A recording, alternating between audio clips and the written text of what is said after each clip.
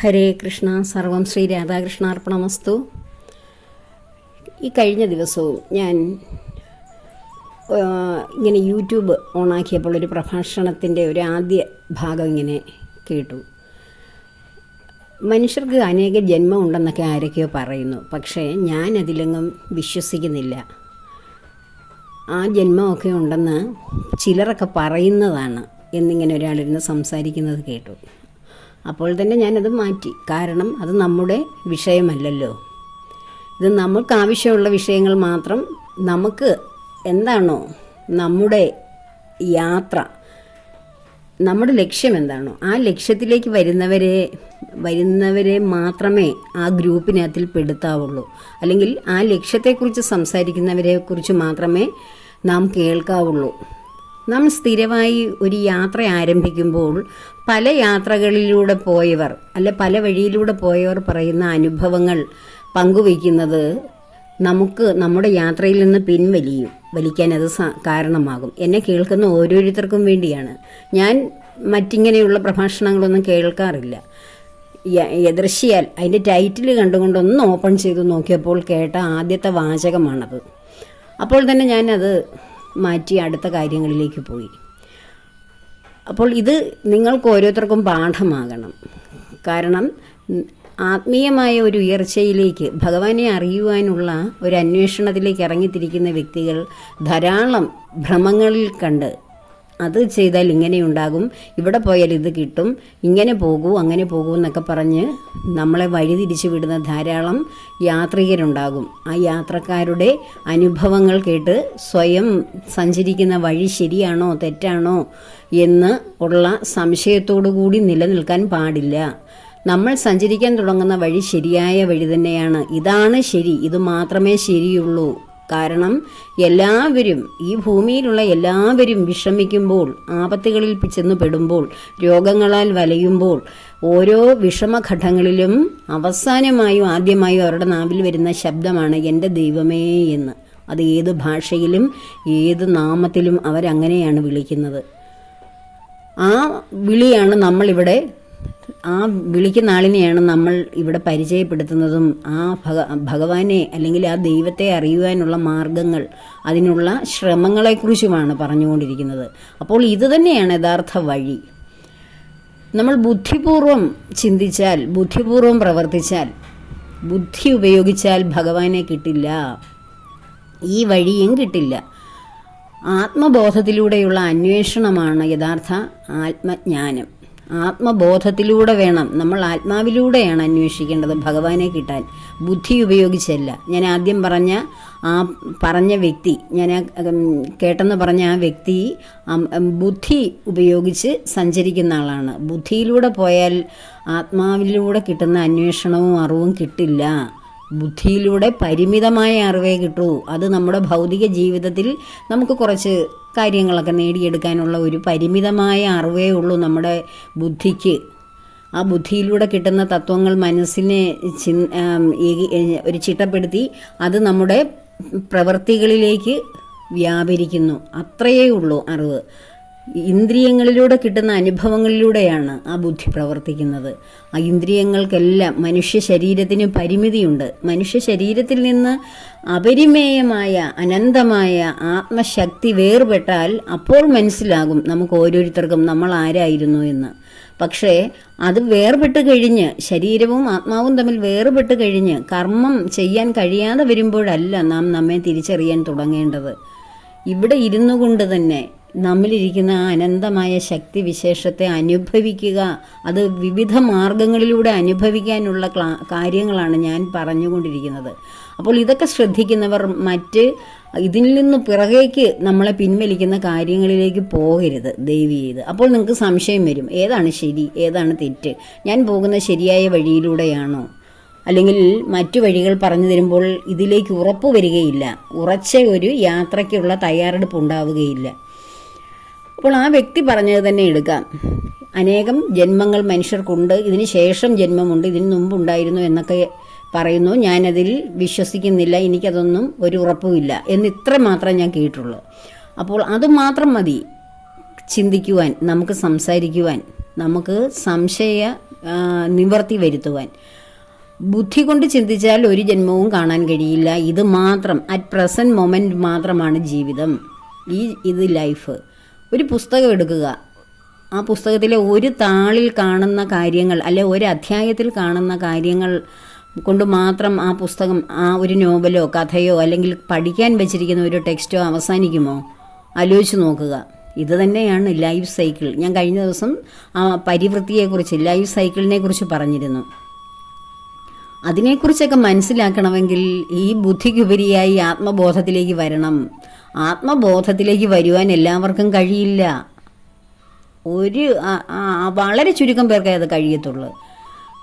കുറച്ച് പേർക്കേ കഴിയൂ ആ ആത്മബോധത്തിലേക്ക് വരാൻ. കാരണം ജന്മാന്തരങ്ങളായി നാം ചെയ്ത കർമ്മങ്ങളുടെ, സത്കർമ്മങ്ങളുടെ ഫലമായി ഭഗവാനെ അന്വേഷിക്കുവാനുള്ള ഒരു ത്വരയിലൂടെ ജീവിക്കുമ്പോൾ ആ ഒരു ഘട്ടത്തിൽ നമ്മൾ ശരീരത്തിൽ നിന്ന് വേർപെട്ടു പോവുകയും വീണ്ടും അതിൻ്റെ ബാക്കി കർമ്മങ്ങൾ പൂർത്തീകരിക്കാൻ വരുന്നവർക്കും മാത്രമേ ഈ ആത്മബോധത്തിലൂടെ സഞ്ചരിക്കുവാൻ കഴിയുകയുള്ളൂ.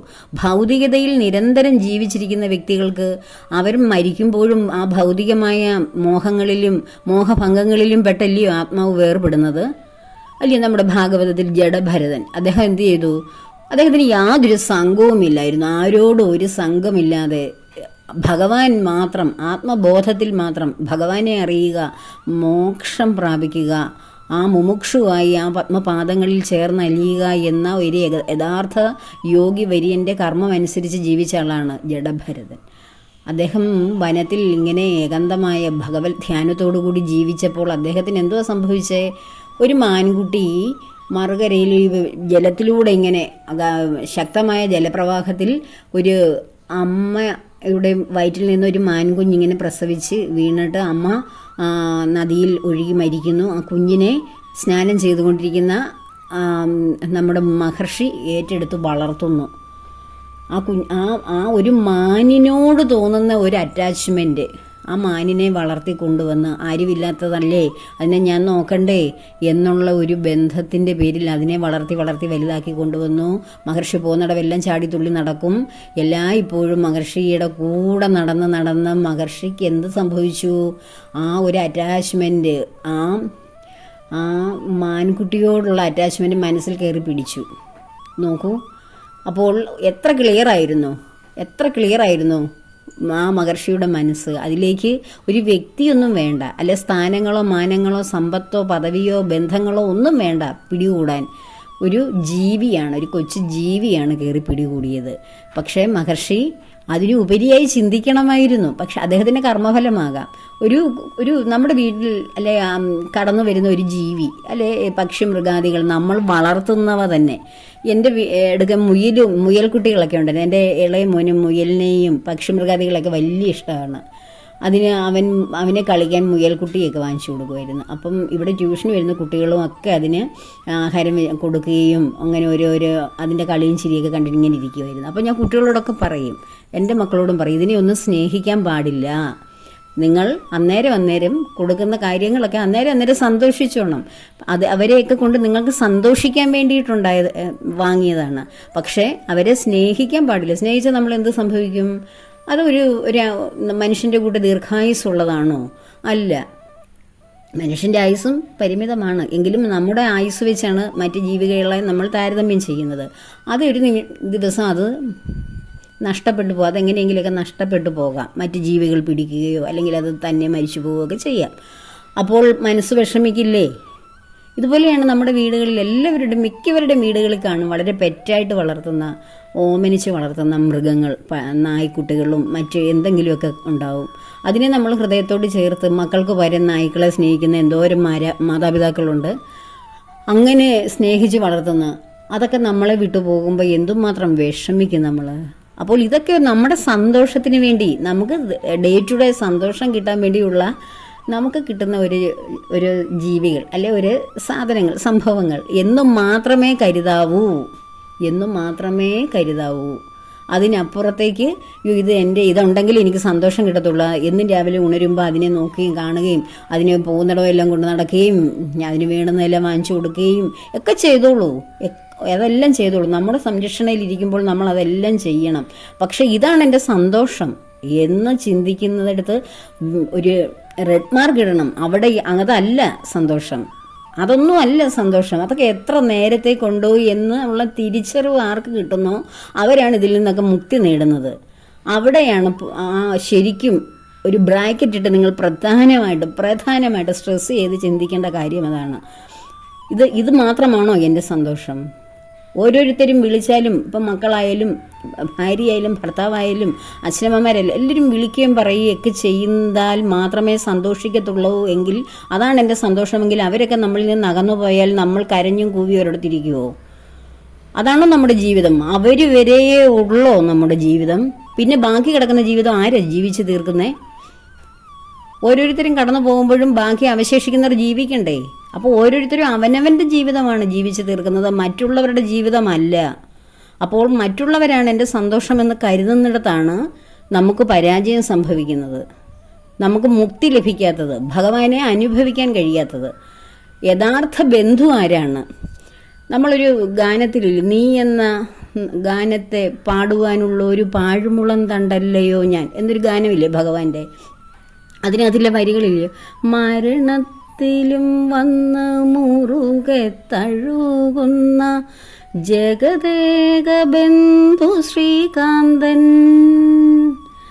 നീ എന്ന നാമത്തെ പാടുവാനുള്ളൊരു പാഴ്മുളം തണ്ടല്ലയോ ഞാൻ, പാഴ്മുളം തണ്ടല്ലയോ എന്ന് ആ ഗാനത്തിലുണ്ട്. മരണത്തിലും വന്ന് മുറുകെ തഴുകുന്ന ജഗദേക ബന്ധു ശ്രീകാന്തൻ, നമ്മുടെ ശ്രീയുടെ കാന്തൻ ലക്ഷ്മികാന്തനായ ഭഗവാനാണ് മരണത്തിലും വന്ന് മുറുകെ തഴുകുന്നേ. നമ്മൾ മരണത്തിൽ അത്യാസന്നപ്പെട്ട് കിടക്കുമ്പോൾ ശരീരം നിശ്ചലമായി ബോധം മാത്രം അവശേഷിക്കുന്ന സമയത്ത് നമ്മൾ നമ്മുടെ ബന്ധുക്കളെ നോക്കി എന്നെ ഒന്ന് രക്ഷിക്കൂ എന്ന അവരോടാണോ നമ്മൾ സംസാരിക്കുന്നത്? നമ്മൾ ഒരു മരണം കിടക്കയിൽ കിടക്കുന്ന പലരെയും കണ്ടിട്ടില്ലേ? അവർ കണ്ണടച്ച് അടുത്ത് ആരിയ്ക്കുന്നു, ആരൊക്കെ ഇരുന്ന് കരയുന്നു, അല്ലെ ഏതൊക്കെ ബന്ധുക്കൾ വന്നു, ഇത് വല്ലതും ശ്രദ്ധിച്ച് അവരുമായിട്ട് കമ്മ്യൂണിക്കേറ്റ് ചെയ്തിട്ടാണോ ഇവിടുന്ന് കടന്നു പോകുന്നത്? അവർ കണ്ണടച്ച് അവർക്ക് ഇനിയും പോകാൻ ഒരു വഴിയേ ഉള്ളൂ എന്ന് മരണാസന്നരായി കിടക്കുന്നവർക്കറിയാം. അവരാ വഴിയെ സഞ്ചരിച്ച് തുടങ്ങിയിട്ടുണ്ടാകും. അവിടെ ഭഗവത് ചിന്തകൾ നമ്മുടെ അന്തരാത്മാവിൽ എപ്പോഴും ഉണ്ടെങ്കിൽ അവിടെ ഏക ബന്ധുവായി ശ്രീകാന്തൻ നമ്മളോടൊപ്പം ഉണ്ടാകും. അതിന് ജീവിച്ചിരിക്കുമ്പോൾ ബോധത്തിലിരിക്കുമ്പോൾ അദ്ദേഹത്തിനെ നിരന്തരം വിളിക്കുക. അപ്പോഴേ ആത്മാവിലേക്ക് ആ ചിന്ത കടന്നു വരികയുള്ളൂ. അല്ലെങ്കിൽ നമ്മൾ മുമ്പേ പറഞ്ഞ ജഡഭരതനെ പോലെ മാനിൻ്റെ പിറകെയും മയിലിൻ്റെ പിറകെയും അല്ലെ ഏതെങ്കിലും വ്യക്തികളുടെ പിറകെയും ചിന്തിച്ചോ ഞാൻ പോയി കഴിഞ്ഞാൽ അവർക്കിനി ആരുണ്ട്, ഞാനില്ലാതെ വന്നാൽ എന്ത് ചെയ്യും എന്നൊക്കെ പറഞ്ഞ് നമ്മളിങ്ങനെ ഇരിക്കും. ആ ബോധത്തോടെ കടന്നു പോകും. അങ്ങനെ കടന്നു പോയാലോ ആ മഹർഷിക്ക് എന്തോ പിന്നീട് സംഭവിച്ചേ? മഹർഷി പെട്ടെന്നൊരു മാനായിട്ട് തന്നെ ജനിച്ചു അടുത്ത ജന്മം. അതിനുശേഷം ആ ഒരു ആൺമാനായിട്ട് ജനിച്ച് ആ മാൻകുട്ടിയുടെ കൂടെ അതിൻ്റെ ഇണയായിട്ട് നടന്ന് അതിനോടുള്ള ആഗ്രഹമൊക്കെ തീർത്തു. അതിനുശേഷം വീണ്ടും മാനായാലും എൻ്റെ ഉള്ളിൽ ഞാൻ ആരായിരുന്നു എന്നുള്ളൊരു ബോധം മഹർഷിക്കുണ്ടായിരുന്നു.